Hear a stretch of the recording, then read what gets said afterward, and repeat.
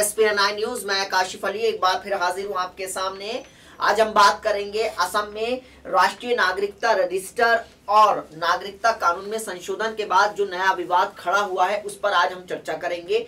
जाहिर सी बात है, काफी दिन से असम में इस तरीके की चीजें हिंसा हो रही है। लगातार कुछ लोग विरोध कर रहे हैं राष्ट्रीय नागरिकता रजिस्टर का और वहां पर काफी चीजें उथल पुथल हो रही हैं। ऐसे में ये विवाद केंद्र सरकार के 6 जातीय समूह को अनुसूचित जाति में शामिल करने के फैसले को लेकर हो रहा है। ये जो पूरा विवाद पूरा 6 जातियों को जो मेन समूह है उनको लेकर हो रहा है। केंद्रीय गृह मंत्री राजनाथ सिंह ने असम सरकार से कहा है कि वो राज्य में अनुसूचित जाति में शामिल होने की मांग कर रहे 6 जनजातीय समूह को इस सूची में शामिल करने का प्रस्ताव केंद्र सरकार को भेजें। ये बात राजनाथ सिंह ने कही है। साथ ही साथ केंद्र सरकार अपनी बैठक में कैबिनेट बैठक में कोच, राजवंशी, ताई, अहोम, चुटिया, मटक, मोरान और ट्री ट्राइब्स जातीय समूह को अनुसूचित जाति में शामिल करने के विधेयक को पहले ही मंजूरी दे चुकी है। जी हाँ, ये जो मैंने आपको बताई इन सारी जातियों को पहले ही मंजूरी मिल चुकी है। हालांकि अभी विधेयक सदन में पारित नहीं हुआ है, यानी साफ तौर पर अभी ये कहा जा सकता है कि सदन में अभी इसको लेकर पारित नहीं हुआ है। असम में इन समूह को अनुसूचित जाति में शामिल करने को लेकर शुरू हुआ विवाद अब बड़ा रूप ले सकता है। जाहिर सी बात है कि ये जो नया विवाद निकल कर आया है पूरी अलग तरीके का हो सकता है, क्योंकि इससे जातीय समूह को अनुसूचित जाति में शामिल करने के फैसले का सामान्य वर्ग के साथ पहले इस सूची में शामिल समुदाय भी विरोध कर रहे हैं। यानी जो पहले से इस सूची में शामिल हैं वो अब इन 6 जो जाति शामिल हुई हैं वो लोग इसका विरोध कर रहे हैं। सामान्य जो वर्ग हैं, जो जनरल कैटेगरी के लोग हैं, उनका कहना है कि इन समूह को अनुसूचित जाति में शामिल होने के बाद आरक्षित समूह की आबादी 50% तक के करीब हो जाएगी और इसका असर राजनीति, शिक्षा और सरकारी नौकरियों से मिलने वाले आरक्षणों पर रहेगा। यानी साफ तौर पर कहा जा सकता है कि उनका ये कहना है कि इस तरीके का जो होगा अनुसूचित जाति शामिल हो जाएंगी तो उसका असर सीधा राजनीति, शिक्षा और सरकारी नौकरियों पर जो आरक्षण मिलता है उस पर असर देखने को मिलेगा। हालांकि वो कहते हैं कि इस पे संवैधानिक गारंटी भी इस पर मिले। ब्राह्मण समुदाय से जुड़े जो लोग हैं वो भी कहते हैं कि इस पे संवैधानिक गारंटी मिलनी चाहिए। असम गण परिषद के राष्ट्रीय स्थानीय नेता हैं, उनका कहना है कि हम इन समूह को अनुसूचित जातियों में शामिल किए जाने का विरोध तो नहीं कर रहा है, लेकिन हम चाहते हैं कि हमारे हितों की रक्षा के लिए भी हमें संवैधानिक गारंटी मिले, और या फिर संवैधानिक सुरक्षा भी एक वाक्य को हम कह सकते हैं। उनका कहना है कि हम ब्राह्मण हैं और प्राचीन काल से ही असम में रह रहे हैं। अगर इन समूह को अनुसूचित जाति का दर्जा मिला होता तो सामान्य वर्ग के लोग राजनीतिक रूप से वंचित हो जाएंगे। अभी विधानसभा की वहां 126 सीटें हैं। अगर ये समूह आरक्षित वर्ग में शामिल हुए तो आरक्षित सीटों की संख्या बढ़ जाएगी और इसका सीधा असर सामान्य वर्ग के राजनीतिक प्रतिनिधित्व पर पड़ेगा। हम अपने लिए आरक्षण नहीं चाहते बल्कि संवैधानिक सुरक्षा चाहते हैं। यानी साफ तौर पर कहा जा सकता है कि इसका असर अगर जो सामान्य वर्ग के जो उसमें है उसमें अगर अनुसूचित जातियों को शामिल किया जाता है तो इसका असर ब्राह्मण जो जनरल हैं उनको पड़ेगा असर। और साथ ही साथ एक मुसलमानों की भी एक बहुत बड़ी आबादी असम में रहती है और उसका भी असर देखने को मिल सकता है। साल 2011 की जनगणना की अगर हम बात करें तो उसमें करीब 34% मुसलमान रहते हैं असम में। और स्थानीय लोगों का ये कहना है कि जो आशंकाएं ब्राह्मण समुदाय को है तो वही मुसलमानों को भी यही आशंका सता रही है। जाहिर सी बात है, मुसलमान राजनीतिक रूप से काफी पहले ही पिछड़े हैं और आरक्षित सीटों की संख्या बढ़ाने से राजनीति में मुसलमानों का प्रतिनिधित्व और भी कम हो जाएगा, ऐसा वहां के लोगों का और जो स्थानीय लोग हैं उनका मानना है।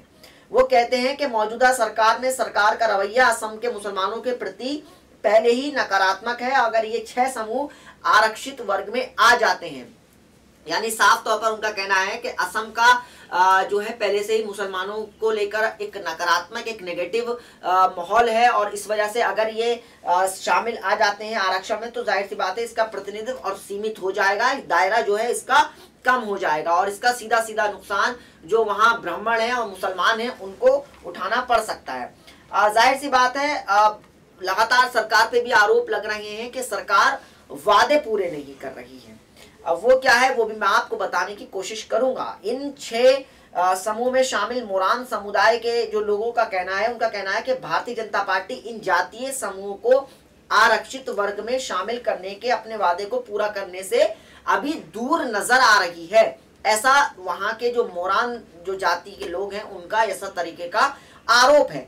उनका कहना है कि ये समूह लंबे समय से अनुसूचित जाति में शामिल किए जाने की मांग करते रहे हैं। भाजपा हमसे वादा करती रही है। फरवरी 2016 में हुई एक बैठक में केंद्रीय गृह मंत्री राजनाथ सिंह ने इन समूहों के प्रतिनिधियों से कहा था कि सरकार उन्हें अनुसूचित वर्ग में लाने के लिए प्रतिबद्ध है, लेकिन यह वादा पूरा होता हुआ नहीं दिख रहा है। जाहिर सी बात है कि अब राजनाथ सिंह पर भी लगातार सवाल उठ रहे हैं, क्योंकि इन्होंने फरवरी 2016 में इस चीज का वादा किया था कि वो इन जातियों को लाने में प्रतिबद्ध हैं, लेकिन अभी तक उनका वादा वो पूरा होता हुआ नजर नहीं आ रहा है। उनका कहना है कि जो मोरान जाति के हैं उनका कहना है कि समूह लंबे समय से अनुसूचित जाति में शामिल किए जाने की मांग करते रहे हैं और जाहिर सी बात है सरकार ने कैबिनेट में इससे जुड़े विधेयक को पारित किया है, लेकिन ऐसा 2019 के चुनावों को ध्यान में रखकर किया गया है। हालांकि मोरान जाति के लोगों का आरोप है जो जिस तरीके का बिल लाया गया है वो 2019 के चुनावों को देखकर लाया गया है। यानी साफ तौर पर कहा जा सकता है कि इस तरीके की चीजें जो हैं, इस तरीके की बातें जो हैं वो चुनावी हथकंडा भी हो सकती हैं। इस तरीके का आरोप वहां के स्थानीय लोग लगा रहे हैं। और जाहिर सी बात है कि असम में पहले से ही अनुसूचित जाति में शामिल समूहों ने भी इस विधेयक का विरोध करना शुरू कर दिया है। असम में जातीय संस्थाओं की समिति ने भी इस विधेयक के खिलाफ राज्यव्यापी बंद बुलाया गया था। हालांकि इस पूरे मामले में काफी हम कह सकते हैं कि विरोध हो रहा है। और वहीं बोडो समुदाय के संगठन भी इस समूह को अनुसूचित जाति का दर्जा दिए जाने का विरोध कर रहे हैं। उनका भी बोडो जो समुदाय है वो भी साफ तौर पर कह रहा है कि इसका विरोध होगा और विरोध किया जा रहा है। बहरहाल केंद्र सरकार की अब बड़ी मुश्किल में ये हो चुकी है, और या यूं कहें कि असम में पूरा ये जो जनजाति और जाति का जो खेल चल रहा है अब ये बड़ा सिरदर्दी बन गया है, क्योंकि 2019 का लोकसभा चुनाव नजदीक आ चुका है। ऐसे में बोडोलैंड क्षेत्रीय परिषद और बोडोलैंड पीपल्स पार्टी के नेताओं ने भी अपनी चिंताएं जाहिर कर दी हैं इस चीज को लेकर, और गृह मंत्री राजनाथ सिंह से भी इस बारे में मुलाकात की है। ऐसे में पहले से राष्ट्रीय नागरिकता रजिस्टर और नागरिकता कानून में संशोधन विधेयक से पैदा हुए विवाद की आंच में झुलस रहे हैं, और असम में 6 जाति समूह को अनुसूचित जाति में शामिल करना एक बड़ा राजनीतिक मुद्दा हो सकता है। अब जाहिर सी बात है कि असम में अभी अब चुनाव होने हैं, लोकसभा के अब चुनाव होने जा रहे हैं देश में, तो जाहिर सी बात है इस तरीके का आरोप लगाया जा रहा है उनकी पार्टियों के द्वारा कि जो लिए जो गया है, वो जो फैसला लिया जा रहा है वो सिर्फ और सिर्फ इस वजह से लिया जा रहा है क्योंकि पार्टी जो है वो कहीं ना कहीं